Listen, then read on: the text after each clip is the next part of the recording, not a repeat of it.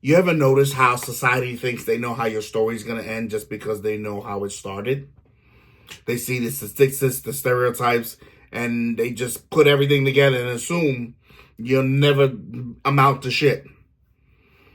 I never accepted that. I refuse to believe that my past had to define my future. And now I'm rewriting my story one page at a time. I was bullied a lot as a kid.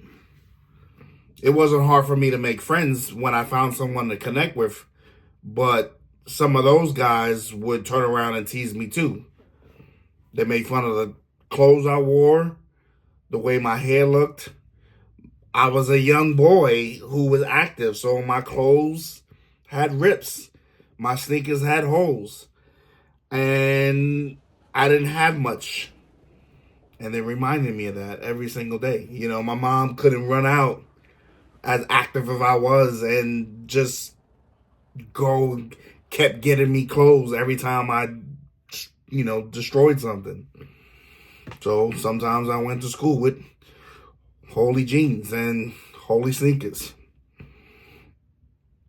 I figured if no one noticed me, they wouldn't have anything to make fun of. So I stayed to myself, out of sight, out of mind.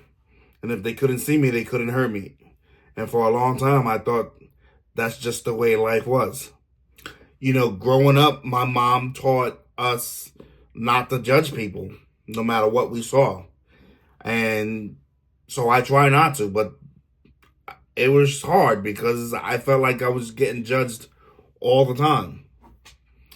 And it was crazy because counselors, and we would have counselors or visitors, like special speakers and teachers would remind us that statistically the odds were in our favors. Kids like me, born to a teen mom, growing up in the hood, fatherless, we weren't expected to do much. But in junior high, when I got to junior high, something changed. Like I hated the idea that my future was already decided for me. That my only options were to become an athlete or some type of entertainer. And I can tell you that I had neither the looks nor the skills to make that happen. That's when I made a choice. I was going to rewrite my damn story. At a certain age, I figured, like, I gotta get the hell out of New York City. Like, I gotta go somewhere I have a chance. And I joined the Army. It was the first real step in proving to myself that I wasn't bound by my circumstances. I saw too many people get stuck. Friends whose parents moved away or passed, and the apartment that they grew up in as kids just handed down to them. They never left. They never got to see the world outside of the block that they grew up on. And I knew I couldn't be one of them. I wasn't running away. I was running towards something. And I was looking for a better version of myself. The hardest thing, though, to overcome wasn't the hood or the expectations or even the statistics. It was my self-doubt. When everyone was telling me this is where you belong, it's easy to start believing them. But I refused, man. Like, the scars and the trauma I carried, they were like weights, keeping me from rising to my true potential. So I spent years carrying baggage that wasn't even mine. And one day I just put it down, right where it stood. And I walked away. Sometimes I lay in bed at night and I wonder to myself, like, what would my younger self think if he can see me now? And I think he'd be amazed. He'd be proud. Because outwardly, even as a child, I looked like somebody who had it all figured out. I looked together. Like, I looked like I was, like, I was all there. But when I was a kid, man, I was an outsider. I was shy, quirky, and I felt alone.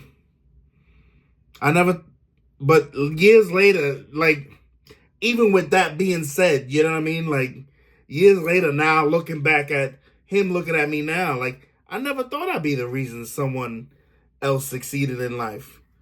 I never thought someone would look at me and say, you helped change my life.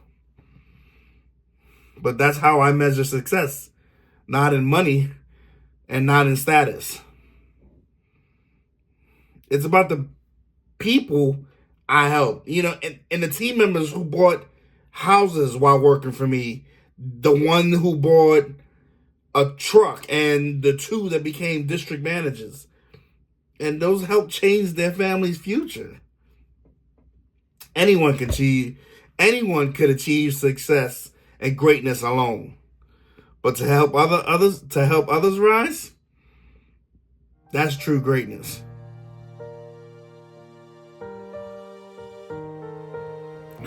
But let me tell you the thing that I've learned the most along my journey is that it doesn't matter where you start.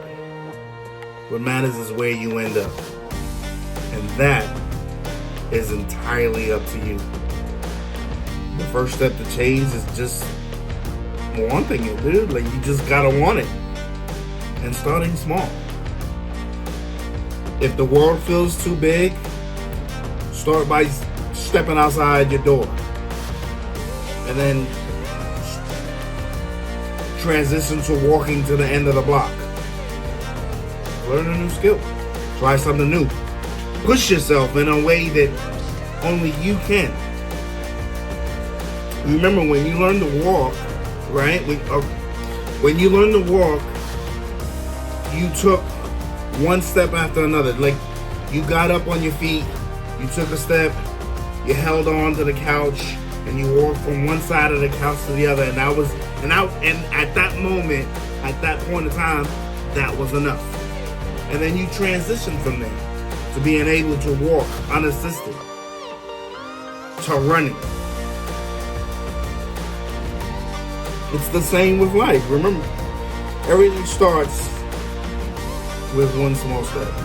And as long as you keep moving forward, dude, the world will be yours. Now, if you're feeling stuck or if you're tired of carrying weight that isn't yours, dude, I'm telling you, do yourself a favor and just put it down. Take that first step. Now, dude, if you made it this far, then first let me say thank you, because your boy need the watch time.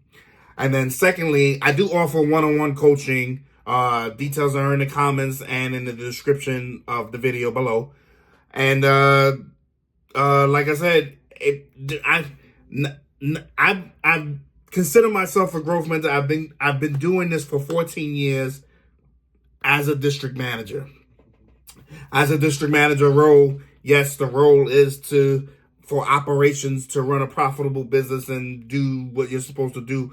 But I also took it upon myself and decided that the personal and professional development of the people working under for me was my responsibility now. These people had to be in a much better place when my time was done as a district manager. And that's the part of my job that I love the most. And that's why I'm here. So if you need help with personal development, if you're in a struggle, if you're in a life struggle, man, and you just need somebody, you just need some practical advice or somebody to listen to you and try to steer you in the best possible direction that you can go. Check me out, man. Like I said, details are in the comments. And always remember, man, like, it is not where you start. It's where you finish.